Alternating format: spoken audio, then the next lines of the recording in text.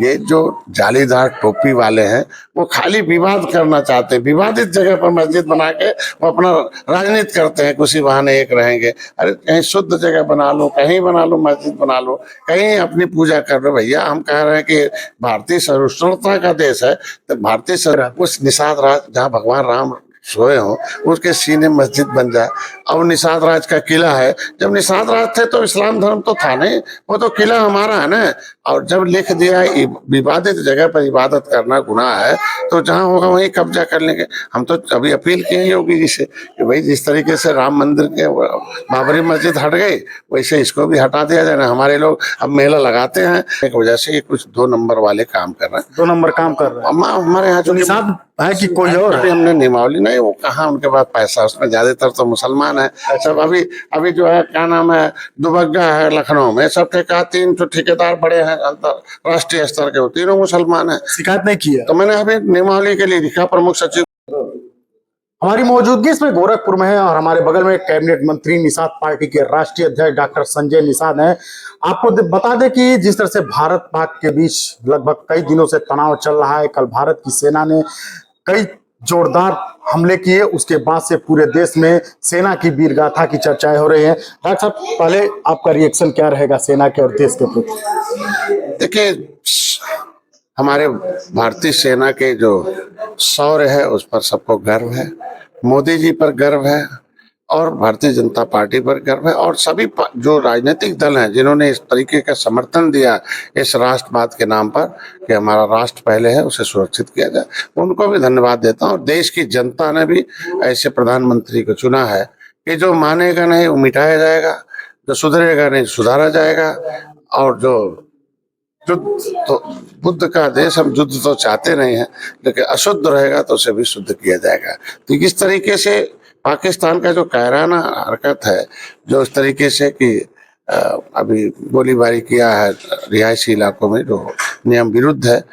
हमारी जो सेना थी सिंदूर ऑपरेशन, उसमें आपने देखा होगा कि अमेरिका के द्वारा चिन्हित आतंकवादी ठिकानों को नष्ट किया है, जो दुनिया में कोई नहीं चाहता कि आतंक हो। अब आतंकवाद की कोई जगह नहीं है।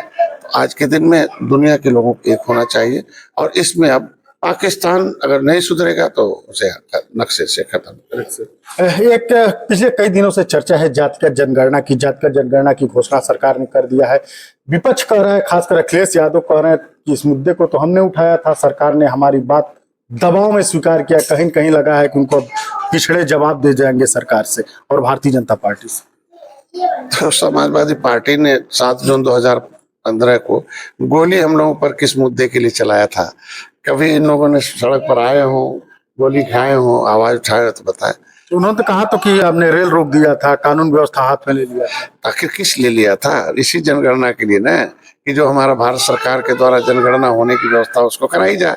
ये बेईमान वाला नहीं, संविधान वाला होना चाहिए।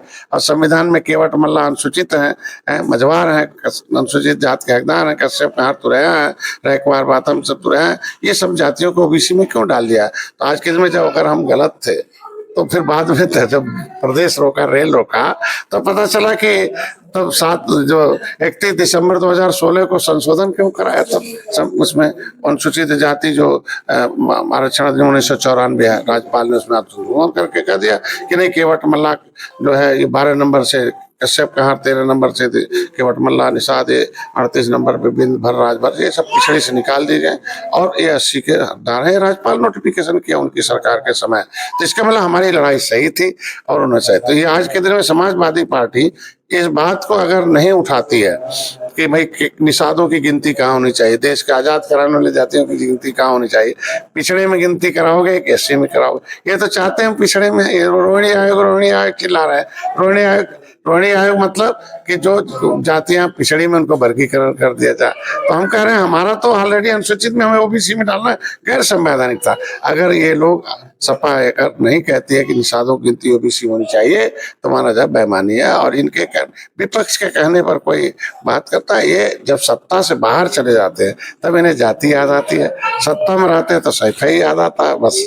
वो तो खुद कहते हैं हम लोग पिछड़े हैं, शुद्र हैं, कई मन से कह चुके हैं हम लोग शुद्र हैं, पिछड़े हैं, पिछड़ों का हक मारा जा रहा है। इस समय पीडीए को काफी लेके चर्चा में है। पीडीए पे क्या कहेंगे? तो हक किसका मारा गया है? सामाजिक न्याय समिति का रिपोर्ट कहती है ना कि कौन अपने- मारा है? या भाई 27% का हक कौन खा रहा है? कौन खा रहा है? भाई मिल्कमैन खा रहा है। मिल्कमैन कौन है? अखिलेश यादव?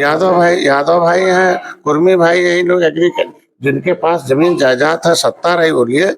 बाकी जातियां काहे न दरोगा बन पाई, सिपाही बन पाई, चपरासी बन गई, लेखपाल क्यों नहीं बन पाई? और जातियों के माँ के कोख में क्या कुछ गड़बड़ी था क्या? आज के दिन में 27% का आरक्षण अगर पंडित जी खा रहे हो, 27% का आरक्षण ठाकुर साहब खा रहे हैं, तब तो बोलेंगे। आज के दिन में 27% में खा कौन रहा? 23% में खा कौन रहा? 50% में तो ये दो लोग खा रहे हैं, और बाकी जो है लोगों को मूर्ख बना रहे हैं। इसीलिए मैं तो कहता हूँ जातिगत जनगणना हो जाने से ये पता चल जाएगा कि ओबीसी में किन जातियों का विकास हुआ है, कौन उपेक्षित है, एससी में किन जातियों का विकास हुआ है। एससी जनगणना तो होती थी एससी की, लेकिन और जातियों का नहीं होता। ओबीसी का, सामान्य का वो भी हो जाएगा, उनकी आर्थिक स्थिति का पता चल जाएगा। इन सब सारी चीजों को आप जानते हैं, आप आरोप भी लगाते हैं, फिर एक दौर ऐसा आया गोलीकांड की बात से आप समाजवादी पार्टी के साथ भी चले गए। अरे यार, जो कोई हिस्सा देने के लिए कहेगा तो साथ में रहेंगे ना। जब भाई हिस्सा देने की बात कहे थे, तो भाई सपा बसपा अलग अलग थी, उसको एक हो गए कि हिस्सा देने के लिए कहे थे। भाई सर, हिस्सा मतलब दलित और शोषित वंचित जो है, भाई दलितों की नेता बहन जी थी, पिछड़ों के नेता ये थे, और दोनों अलग अलग थे 38-37 साल से। और दोनों लोगों ने कहा नहीं, अब हम लोग मिल के सबको मिल के हम लोग अच्छा, सब उसमें हिस्सा आपका भी था? भाई निषादों हिस्सा का लेने गए भाई थे। 18% हिस्सा निषादों का था।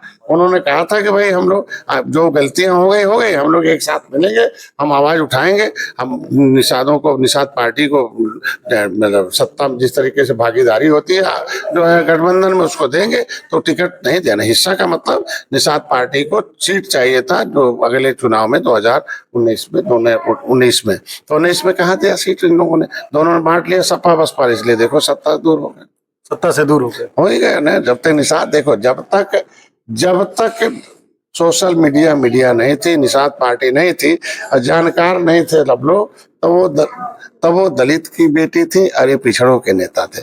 और जैसे सब जानकार हो गए तो ये पिछड़े नहीं, ये परिवार के नेता हो गए, ये सैफई के नेता हो गए, और अमर सिंह एंड कंपनी के नेता हो गए, और वो जो है दौलत के नेता हो गए बस। और सतीश, आप ही के समाज के कुछ नेता ये भी तो कहते हैं कि आप भी परिवार के नेता हो गए। अरे आप परिवार के नेता हैं तो संघर्षों के नेता ना, कफन बात कर निकलने वाले नेता हैं। हमारे लोग बुद्धिमान हैं इसलिए बाहर निकले। वो लोग भाजपा में भी हैं, फिर भी कह रहे हैं भाजपा के साथ गठबंधन में।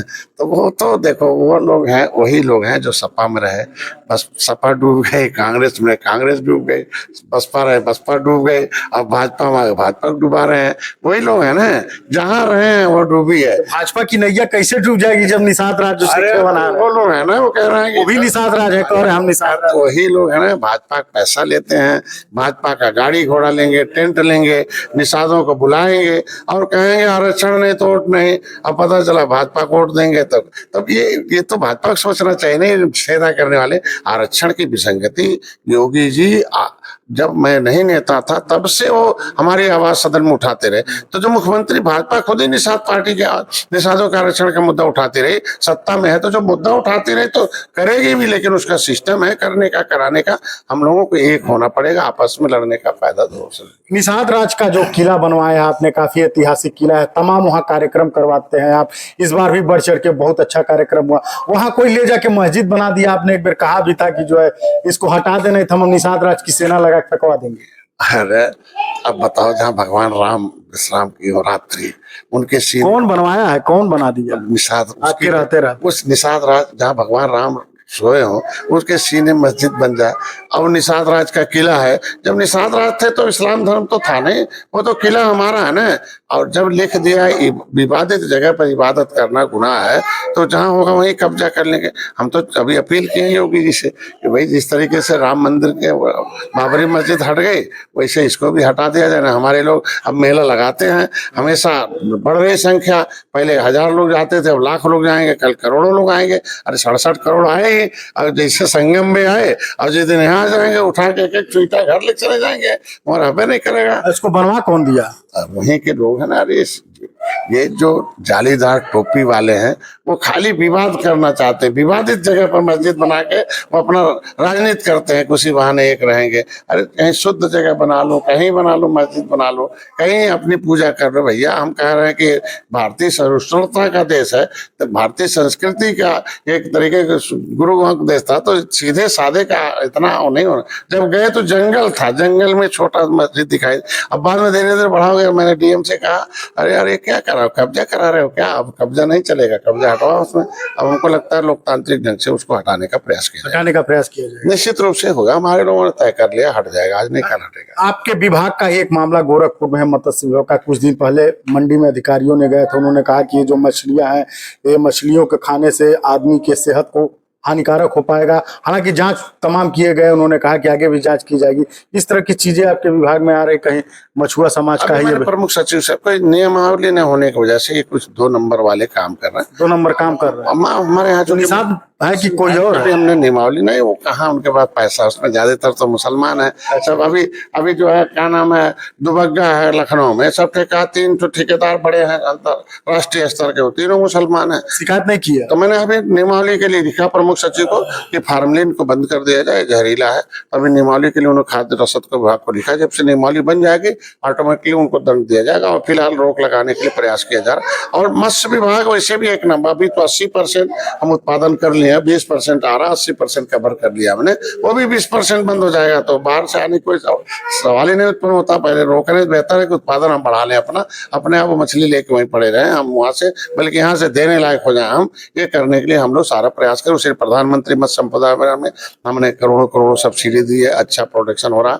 और फ्री का बीमा और किसान क्रेडिट कार्ड अभी आया, वैसे फिशरीज क्रेडिट कार्ड है, जिस निषाद के बाद जाल होगा ना होगा, उसके बाद ताल होगा, कुछ भी होगा, आइडेंटिफिकेशन होगा, उसको बिना किसी गारंटी के 3 लाख रुपए आधार कार्ड आधार पर दे दिया जाएगा। वो अपना व्यापार कर साल भर में वापस करेगा, 4% लगेगा। मुख्यमंत्री संपदा योजना में हम पट्टे धारकों को 3,20,000 उनको बीज दे रहे हैं, रिवर रंचिंग कर रहे हैं हम लोग पोखरों में। आज के दिन में निषाद राज बोट योजना, फ्री का बीमा है। आज के महिला सशक्तिकरण के जलाशय में है, इनके बच्चों को शिक्षा नहीं था, शिक्षा के लिए आया। कभी आप टाइप करिए मत्स्य विभाग शिक्षा सहायता उत्तर प्रदेश, तुरंत आ जाएगा फार्म। जो हाई स्कूल है 10,000, बीए है तो इंटर है तो 20,000, बीए है तो 30,000, उससे ऊपर है 50,000। अनुदान लेके अपने बच्चों को पढ़ाए, जिसका 2 लाख से कमाए। अब तो 3 लाख हो गया, माननीय मुख्यमंत्री ने कर दिया। जिनके पास पैसा नहीं, बच्चियों को शादी करना हो भी आए, 3 लाख कम है तो उसी फार्म भर दे, मिल जाएगा 1 लाख। उसमें अभी जो है इनके इलाज के लिए नहीं था, जहाँ आयुष्मान भारत कार्ड है और कार्ड नहीं है, फिर भी निषाद सो जाए, आराम भर्ती हो जाए और 5 लाख उसके खाते में आ जाएगा।